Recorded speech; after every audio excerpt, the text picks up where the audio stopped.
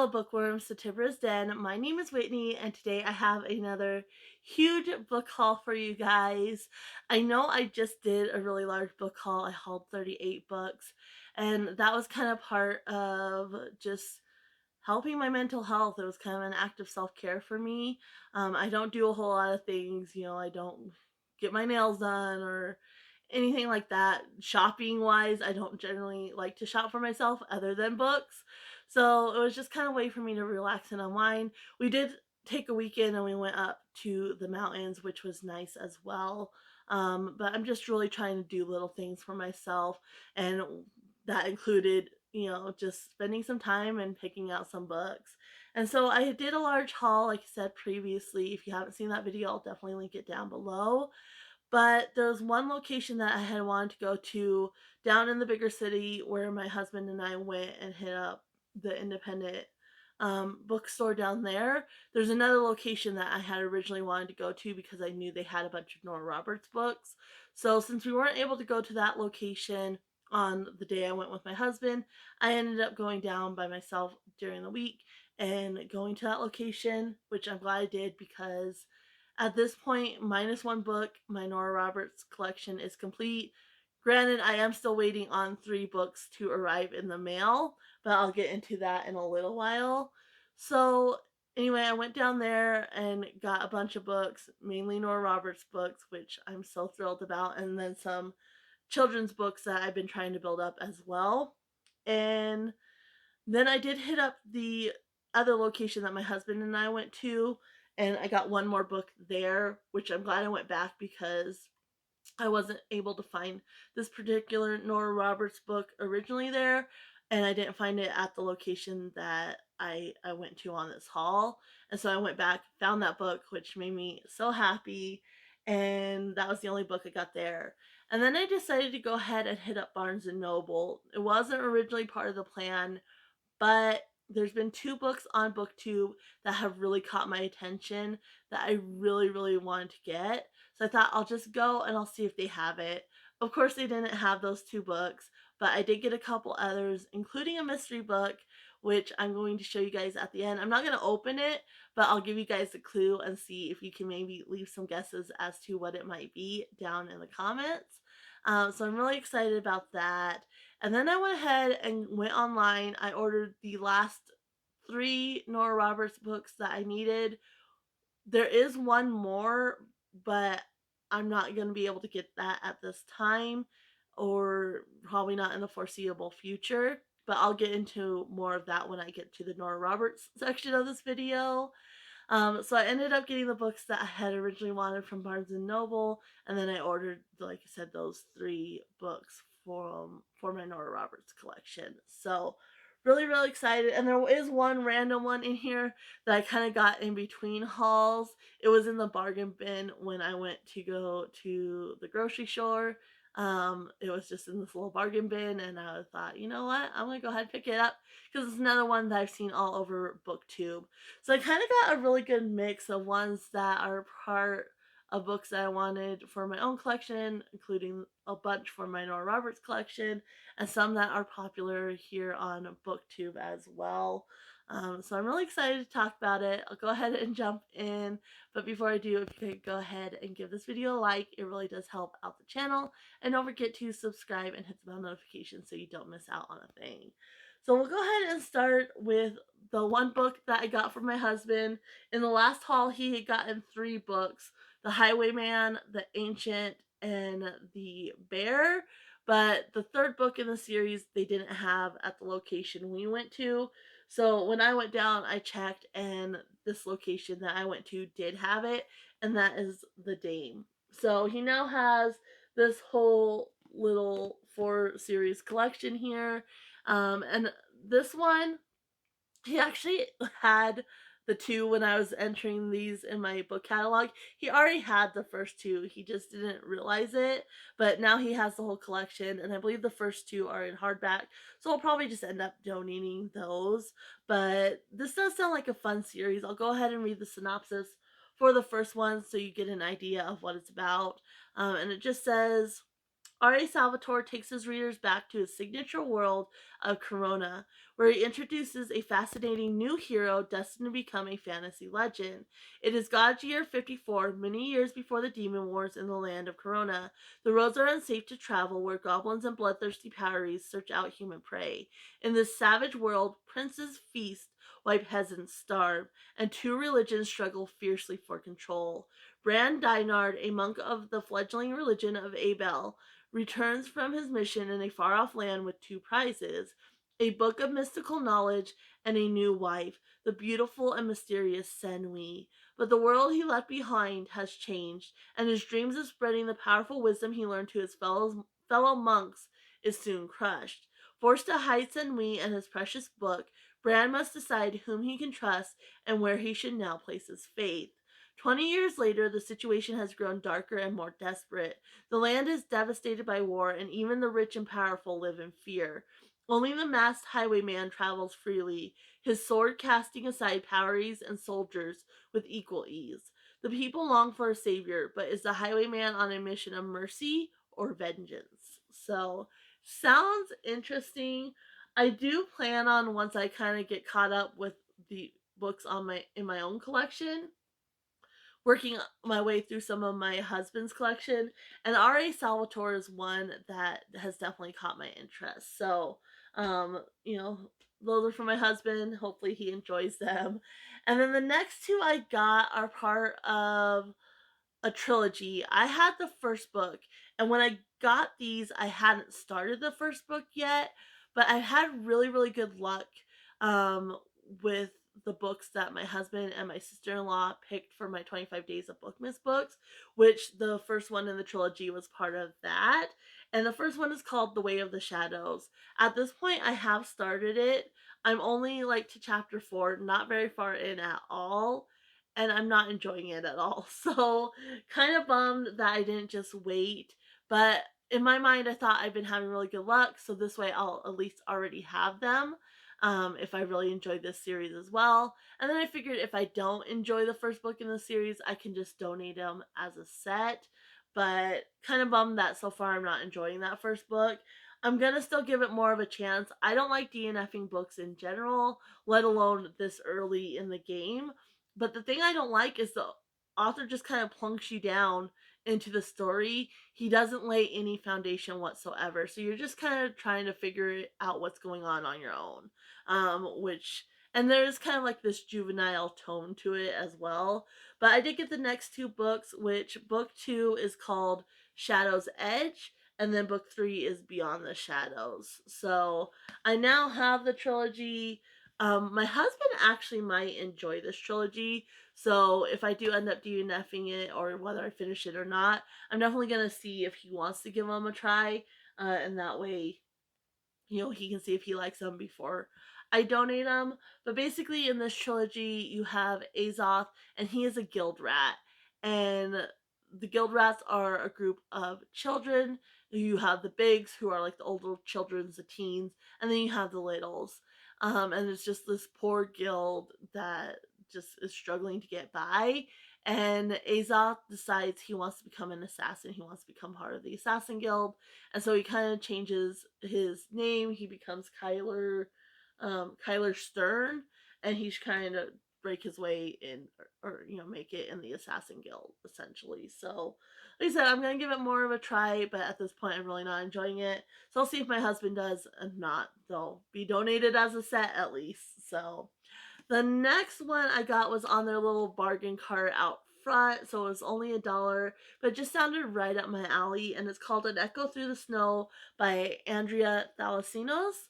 And yeah, this one just sounds like a heartwarming story. And so it says, Rosalie Mackenzie is headed nowhere until she sees Smokey, a Siberian husky, suffering from neglect.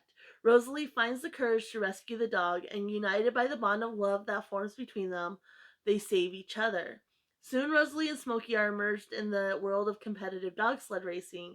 Days are filled with training runs, the stark beauty of rural Wisconsin, and the whoosh of runners on snow. Rosalie discovers that behind the modern sport lies a tragic history. the heartbreaking story of the Chukchi people of Siberia. When Stalin's Red Army displaced Chukchi in 1929, many were killed and others lost their homes and their beloved guardians, the Huskies that were the soul and livelihood of their people. Alternating between past and present, telling of a struggling Chukchi family and a young woman discovering herself, An Echo Through the Snow takes readers on a gripping, profound, and uplifting dog sled ride to the Iditarod and beyond on a journey of survival and healing. So, definitely seems right up my alley. And so I'm really excited to add it to my collection. Not sure when I'll be able to get to this one, but I hopefully will be sooner rather than later. So we got that one.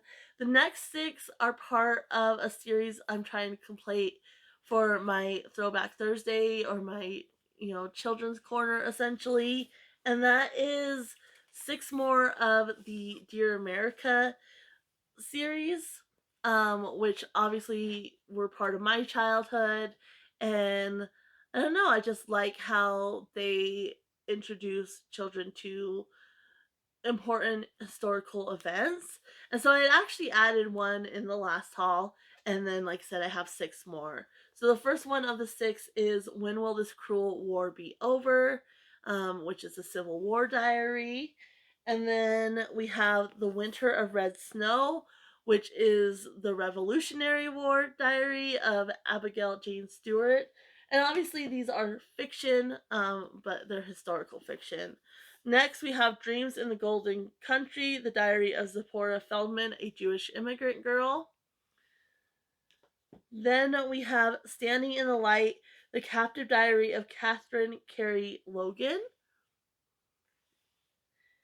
And the fifth one is All the Stars in the Sky, the Santa Fe Trail diary of Flory Mac Ryder. I really like that one. And then the last one, which I'm really excited for, is Early Sunday Morning, the Pearl Harbor Diary of Amber Billows. So we have that one as well. So six more added to that one, or to that collection, and still have a lot more to go. I did kind of make a list because at this point I have so many that I'm getting to the point where I'm not going to be able to remember which ones I've already picked up and which ones I haven't. So I made a list so in the future I can just pick them up as I find them. So there are those.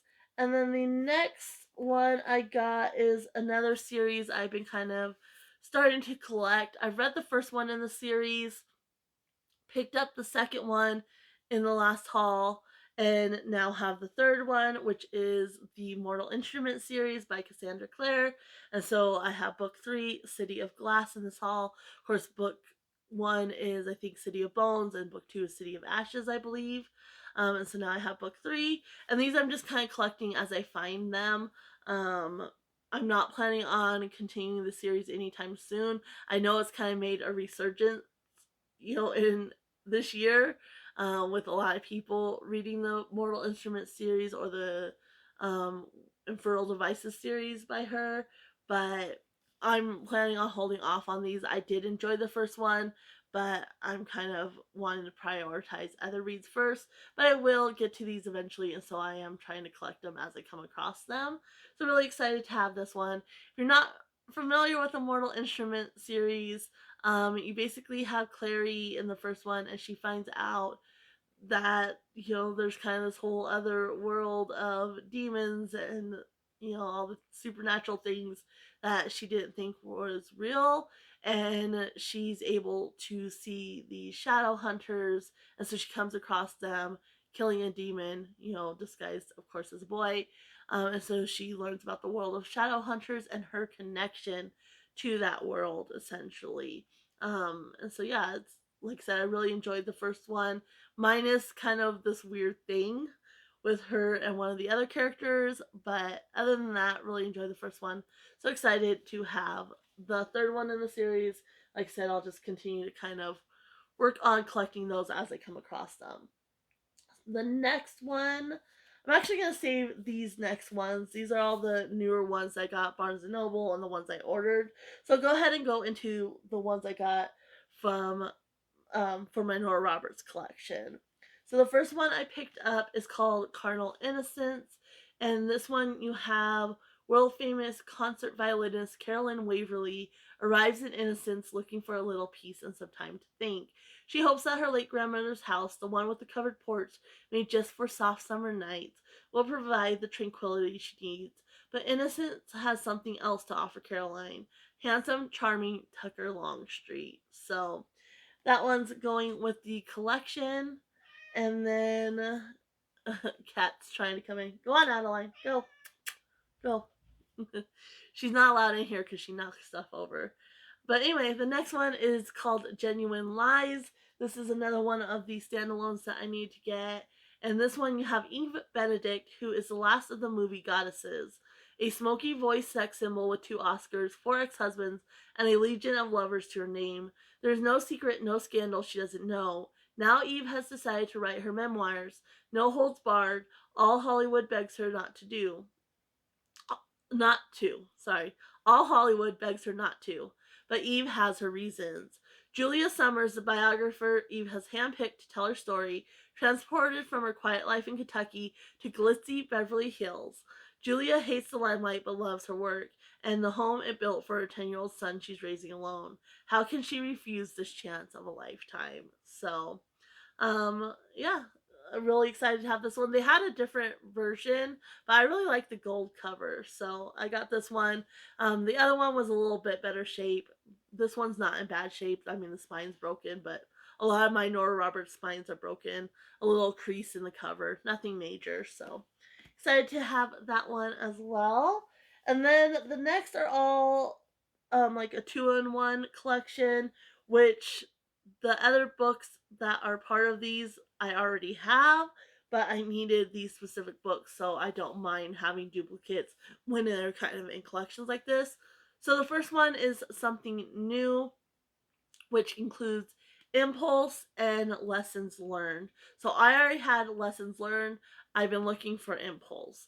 So Impulse says, for once in her life, Rebecca Malone has decided to follow her impulses. After quitting her job and selling all of her belongings, she heads to Greece in search of adventure. So when a sexy local restaurant owner pursues her, she can't resist playing the role of a sophisticated, well-traveled woman.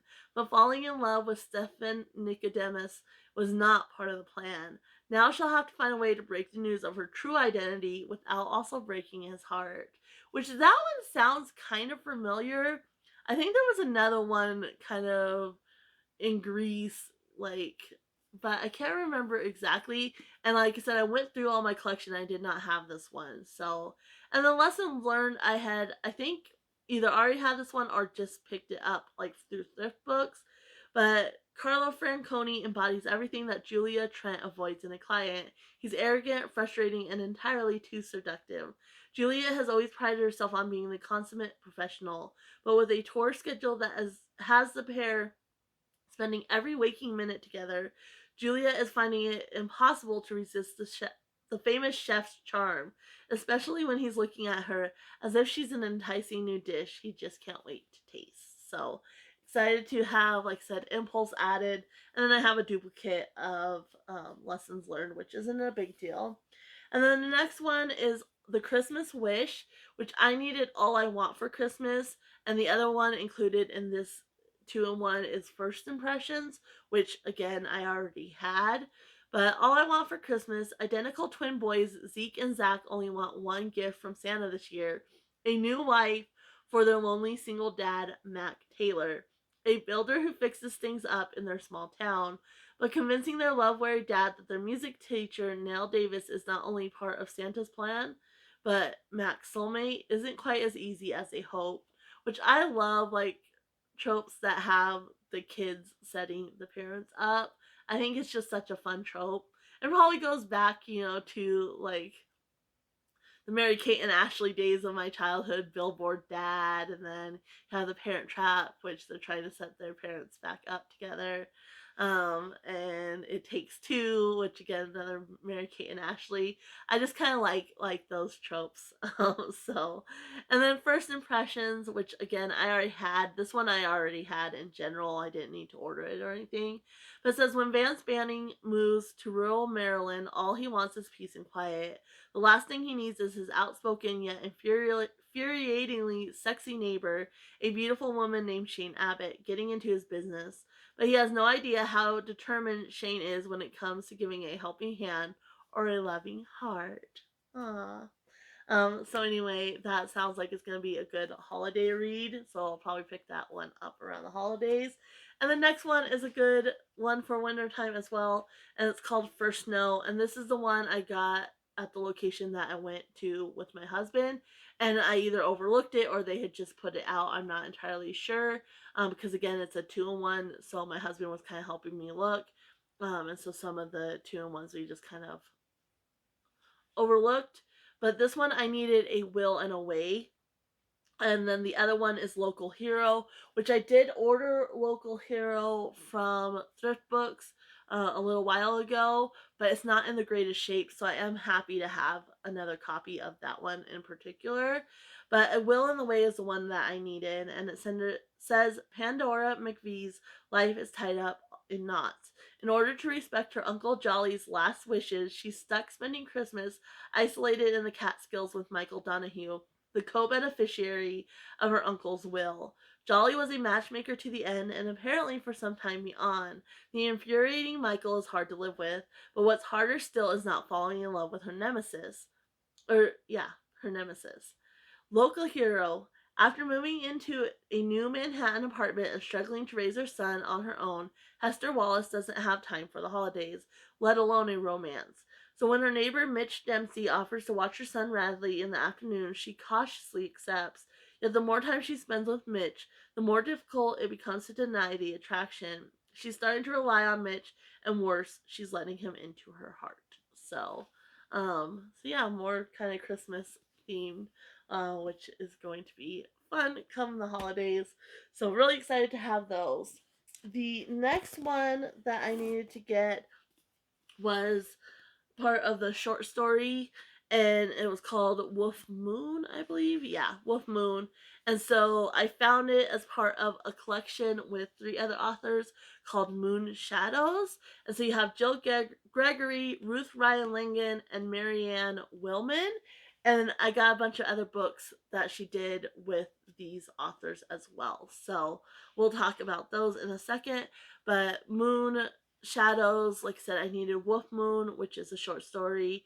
And then Jill Gregory did The Moon Witch.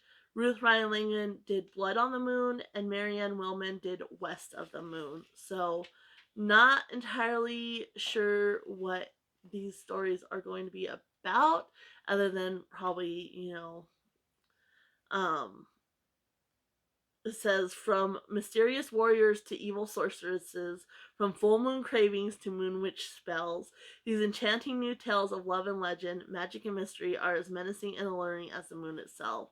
So just moon related. It sounds like they took a theme and they each created a story revolving around that theme, which I do like. I read, what is it called? The Four Summoners Tale over Halloween, which again, they each had kind of this plot line that they had to do, and each one created such a different story. So I kind of like seeing that, they each have the kind of the same assignment and seeing what they come up with. So really excited to read this one at some point soon. And then the other ones I actually had in my Nora Roberts collection. These were all done with the same 3 authors as Moon Shadows, but it's a series of 6 books, and I had the ones Nora Roberts came out with, just her stories that she had put into these, and she put them into A Little Magic and A Little Fate. So I already had them, but I wanted to go ahead and pick up this series essentially that she does with the other 3 women, just because I like the books and they were at this store, this independently owned bookstore, used minus 2 of them. And I was like, you know what? Like, I know I already have those books that are part of the Nora Roberts, but I really want this collection of works as well. So, like I said, they had 4 of them. I have the other 2 on the way. I'll include those as I'm talking about them, and I'll just put up the little picture for you guys. So the first one in the series is called the Once Upon series, and again, these are all with Jill Gregory, Ruth Ryan Lingen, and Marianne Wilman. So the first one is called Once Upon a Castle, and in this one you have, let me see here, Nora Roberts did Spellbound, Joe Gregory did Castle Doom, Ruth Ryan Lingen did Falcon's Lair, and Marianne Wilman did Dragon's Spell. So, uh, really excited to have this as well. Again, it seems like they had kind of a theme that they had to revolve a story around. So excited to have that. The next one is Once Upon a Star, and I just love these covers as well. I think they're so pretty. So we have Once Upon a Star, and in this one, you have Ever After by Nora Roberts, Catch a Falling Star by Jill Gregory, The Curse of Castle Cloth by Ruth Ryan Lingen, and Starry Starry Night by Marianne Wilman. And then you have Once Upon a Dream, which this is one of my favorite covers out of all the books. So Once Upon a Dream, we have In Dreams by Nora Roberts, The Sorcerer's Daughter by Jill Gregory, The Enchantment by Ruth Ryan Lingen, and Bridge of Sighs by Marianne Wilman. So, again, really excited to have this collection. I'm glad I decided to go ahead and pick them up, even though I had the Nora Roberts portion. And then the next one is Once Upon a Rose, which let me get I piled books on it, which wasn't smart. Just do that. So let's see. Once Upon a Rose, which again I'll put the picture here because it's on its way. It's in the mail, but it hasn't arrived yet. So you have Winter Rose by Nora Roberts, The Rose and the Sword by Jill Gregory, The Roses of Glen Ross by Ruth Ryan Lingen, and The Fairest Rose by Marianne Wilman. And then the fifth book in the series we have is Once Upon a Kiss, and this is probably my second favorite cover. I really like the butterflies, and I don't really have a favorite color, but purple is always towards the top there. And so yeah, another cover that I absolutely love. In this one, you have A World Apart by Nora Roberts, Impossible by Jill Gregory, Sealed with a Kiss by Ruth Ryan Lingen, and Kiss Me Kate by Marianne Wilman. So that's that one. And then the sixth one, again, I'll put the picture up here. It is also on its way, should be here next week. All these should be here next week. But is Once Upon a Midnight. So you have The Witching Hour by Nora Roberts, Mirror Mirror by Jill Gregory, Dream Lover by Ruth Ryan Lingen, and The Midnight Country by Marianne Wilman. So really excited to, like I said, have that collection, even though I already had the stories that were specifically by Nora Roberts. The next book that I have coming, that again isn't here yet, is called Take This Man, and it's another one that she did with multiple authors. So the story by Nora Roberts is called Take This Man, and then you have The King's Ransom by Diana Palmer, and In the Family Way by Marie Farrella. And so that one's also on its way, which will almost complete my Nora Roberts collection. The one book that I can't get is called Promise Me Tomorrow, which again I'll insert a picture here. And I was excited, because I only needed a few more books. I thought I needed more because I had a list of anthologies, but the list I printed out included her J.D. Robb works. And so all but Take This Man were anthologies under her J.D. Robb pen name, and most of them used her character from her In Death series, Eve Dallas. And I'm just not interested in collecting those at this point. I do have one of the In Death series, I think it's Purity in Death, that I'm going to give another try because I read it as a teenager and I didn't enjoy it at that time. But now that I'm older, I might enjoy it. So I'm going to retry the one I already have, and if I do enjoy it, I might start building up the collection under J.D. Robb. But at this point, I'm only interested in her Nora Roberts works. So, like I said, the last one is Promise Me Tomorrow. And from what I've gathered, this is one she hated. She didn't think it was well written at all, and she's not planning on re releasing it at all. So, it's considered rare. And The cheapest one I found was in acceptable condition on thrift books for $87. And I'm just like, the most expensive one I found, I think, was on eBay or Etsy for $170. And I just cannot justify paying that much for a book.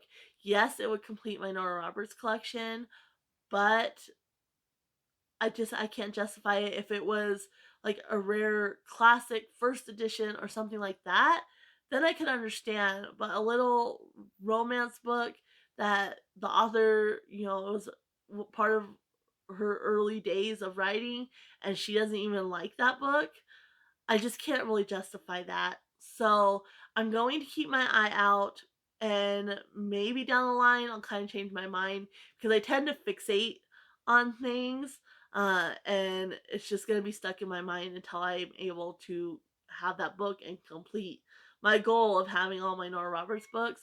So I might kind of change my mind on that um, later on. But at this point, especially, you know, buying all these other books right now, and I just can't justify that price point.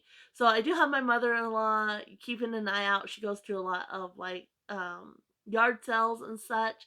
So I have her keeping an eye out and such. But if any of you happen to have this book, or your mom or your grandma has this book, and you're interested in making me a deal on it, definitely reach out. My email is down in the description below, along with my like Instagram and such, because I really, like I said, I'm gonna fixate on this until I have that book.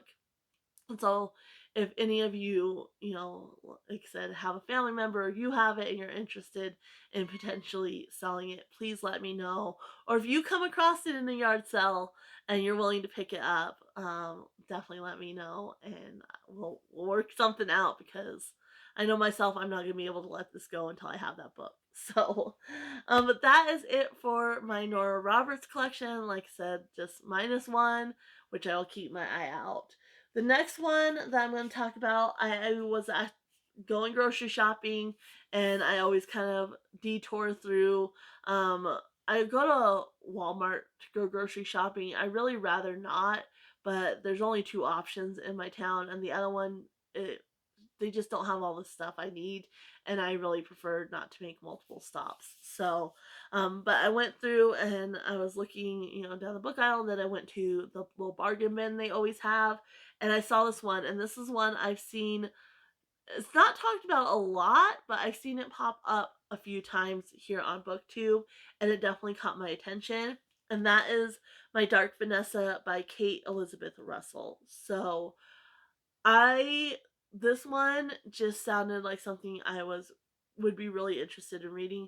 It definitely sounds like a tough read, but I'm hoping it will be worth it. In this one, basically, you have Vanessa, and as a teenager, she has an affair with a teacher, and then as an adult, somebody else comes forward, you know, talking about how this teacher took advantage of them and asked Vanessa to step forward as well. And so she's kind of having to reflect back on that time, um, and her feelings on that as well. You can hear the cat meowing. That's little little Watson. He snuck in, and he is a talker. So, but yeah, really excited to have My Dark Vanessa. The next two that I ordered from online, which is why I originally went to Barnes and Noble, because I've seen them all over and I really, really was interested in these. This one, I actually was familiar with the story because I listened to a podcast to go to sleep. I listened to a couple. I listened to Lore, and then I also listened to Lore's by Aaron Mahnke, and I listened to Myths and Legends by, I think it's Jason Weissman, and his wife, which I'll leave it down here so you can see the podcast and their names, because I could be mistaken. So I was familiar with this story because it was on Myths and Legends, and it's The Girl Who Fell Beneath the Sea, which this is based on Korean folklore, I want to say.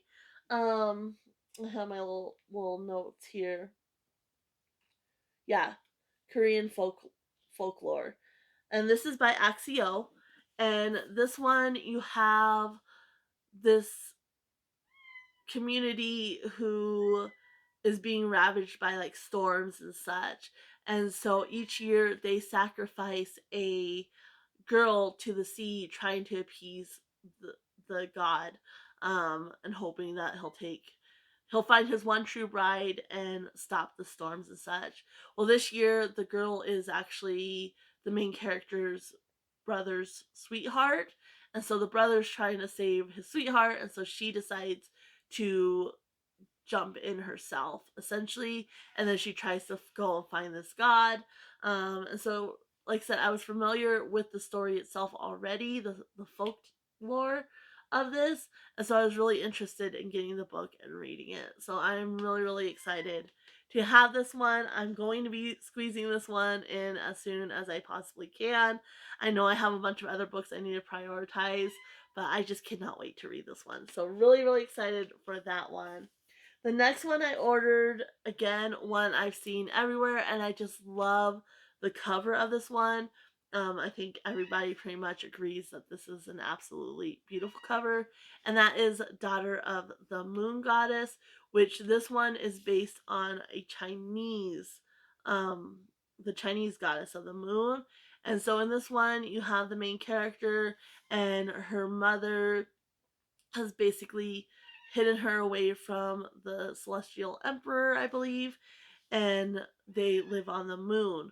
Well, when the main character comes into her powers, she is kind of revealed essentially, and so she has to leave the moon and kind of go on the run. And I believe she starts to she goes kind of undercover, and she ends up training with the emperor's son. And there's something that kind of develops between them, but then she ends up having to turn around and go against the emperor to save her mother essentially. So I believe what I've read, it's a friends to lovers to enemies trope. And this is part of a duology, so there is going to be a second one, and this is by Su Lin Tan. I think I forgot to mention that. So um, I'm really, really excited for this one. I'm also going to try to squeeze this one in soon as well, but I'm not quite as excited to read this one as I am uh, The Girl Who Fell Beneath the Sea. But I am going to try to squeeze this one because I don't want to wait too long before I read it. So, really, really excited to have that one as well. And then the next two I got were buy one, get one 50% off. So the first one is one that has caught my attention here on BookTube, but I wasn't planning on buying it anytime soon. But when I was in Barnes and Noble and I saw it, I thought, why? Why not? It sounds like a really fun read, and is Finley Donovan is Killing It by Ellie Casamano. And this one just sounds, the whole premise of it just sounds quirky and fun. Um, and when I was in Barnes and Noble, the lady was like, I absolutely love this book. It is so much fun. So, really excited to have this. Basically, you have Finley Donovan, who is a writer, and she's discussing the plotline of her latest book with, I don't know, her agent or something, and somebody overhears her talking about the plotline and thinks she's actually an assassin for hire and tries to hire her. So it just sounds super, super fun, and I don't know, I'm really excited to have this one. I haven't seen it pop up like a lot, but I have seen it pop up fairly often, and it seems like the ones who have been reading it have enjoyed it. So excited to have that one. The next one that I got, because it was buy one get one 50% off, is If the Shoe Fits by Julie Murphy. And this one you is basically a Cinderella kind of reimagining, or um, inspired by Cinderella. And so you have the main character, Sydney. She loves shoes, and her mom, Erica Tremaine, is the executive producer of the world's biggest reality dating show. When a slot on Before Midnight needs filling at the last minute, Sydney is thrust into the spotlight. And so basically, she becomes a contestant on the show, but she's plus size, and so that, creates its own set of challenges that she faces while being in the spotlight, essentially. And yeah, I'm just really excited to have this one. I love that it has plus size representation. I'm obsessed with anything Cinderella related, like any reimagining of Cinderella. I absolutely love. Not so much reading, but like movie wise. I have so many Cinderella based movies, it's ridiculous. But I'm excited to give this a read as well. So the next to last one that I got is the Kiss Quotient by Helen Huang. This is one I've been planning on adding to my bookshelf for a while now. And so when I was at Barnes and Noble, I was like, there's no better time to do it. This is written by an autistic author, and the main character is autistic. And what really frustrates me, I see this pop up regularly here on BookTube, but no one mentions that that's the case. Which is really, really frustrating. You're reasoning a book that is perfect for autistic representation, and nobody's mentioning that. I think I've seen two or three booktubers mention that, which I just, it frustrates me to no end. So this is one, like I said, I've been really wanting to add to my collection. I've been planning on, doing some research and getting a group of books that have autistic representation, and then I do want to continue that with further like other disabilities and such. So, in this one, you have the main character who comes up with algorithms to predict customer purchases, a job that has given her more money than she knows what to do with and way less experience in the dating department than the average 30-year-old. It doesn't help that Stella has Asperger's, which I want to stop right there real quick. I know some autistic people still use the term Asperger's. Some still have that diagnosis, but especially here in the US, that diagnosis is no longer part of the DSM-5. It is now autism spectrum disorder, and most of the autistic community has a negative viewing of the term Asperger's just because of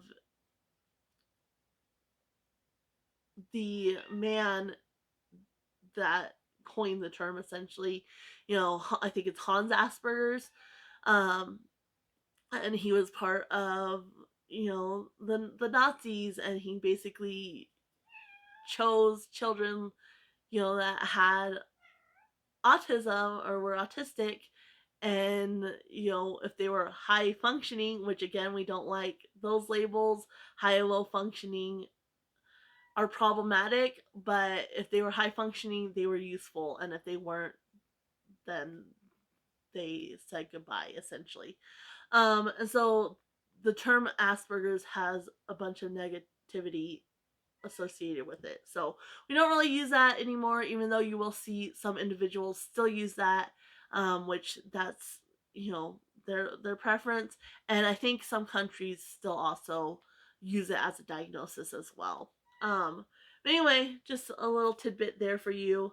So anyway, it doesn't help that she has autism, or that French kissing reminds her of a shark getting its teeth cleaned by pilot fish, which I really like that line because I don't enjoy kissing at all. So, not like French kissing. A little smooch, fine, but anyway, her conclusion: she needs a lot of practice with a professional, which is why she hires escort Michael Fawn.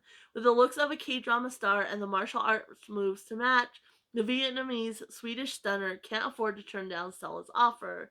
And when she comes up with a lesson plan, he proves willing to help her check off all the boxes from foreplay to more than missionary position. Before long, Stella not only learns to appreciate his kisses, but to crave all the other things he's making her feel. Their no-nonsense partnership starts to make a strange kind of sense, and the pattern that emerges will convince Stella that love is the best kind of logic. So, really excited to have this one. Again, planning on reading this sooner rather than later. And so finally, if you made it this far, we come to the mystery book. And like I said, I'm hoping you guys can leave me some ideas of what this book could be. I'm not planning on reading it soon. I'm kind of planning on holding on to this until I need kind of another mental health day break, and then I'll open it up and I'll kind of have a cozy reading day. And so this was recommended by Abigail, and it has the clues classic literature, magical realism, 20th century. So, again, if you have any ideas what this could be, definitely leave me your ideas down in the comments below, because I'm curious to see what it could be. I have no ideas whatsoever, um, but I'm definitely very, very curious. So leave any ideas down in the comments below. And that was the final book. If you've made it this far, I know this was a long video, but obviously there was a lot of books in this haul. So if you made it this far, thank you, thank you, thank you. Let me know if you've read any of these, if any of them are kind of on your radar, and what you thought. And like I said, leave me any thoughts on what that mystery book could be. I'm going to go ahead and leave you guys here. Happy reading, everyone. Bye.